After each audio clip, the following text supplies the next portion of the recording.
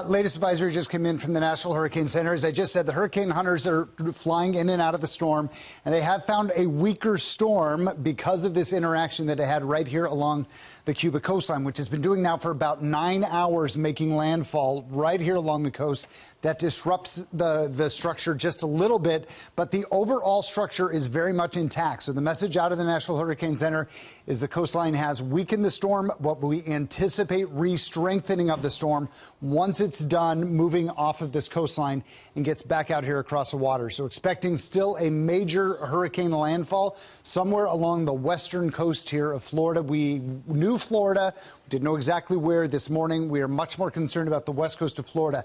Last year, if you remember, we had Hurricane Matthew that just hugged the east coast of Florida, and that put the coast right on the good side of a storm, or the better side of a storm.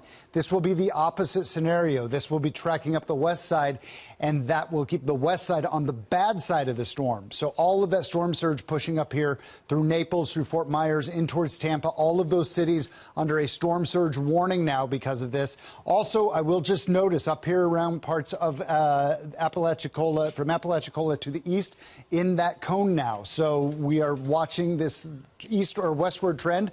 A little bit concerning for all of these westward cities here, guys. Rick, as it pertains to South Florida, though, that looks to me like better news. We've seen those spinning eyes of the storm in the middle of the peninsula so far. Now they're off.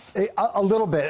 Also, this is a very horrible, difficult thing messaging-wise, because we talk about these things as if these hurricanes are a single point, and they're not. They're huge. The hurricane-force winds extend out 70 miles from the center, so we're going to see hurricane-force winds throughout the entire peninsula. I'm sure of that. It's just where does the worst of the storm surge come in? That, at this point, is looking like it's going to be this west side instead of the east side. There will still be storm surge because that circulation is going to pull wind here along the east coast as well. But the immediate storm surge, the worst of it, is going to be across these western shores.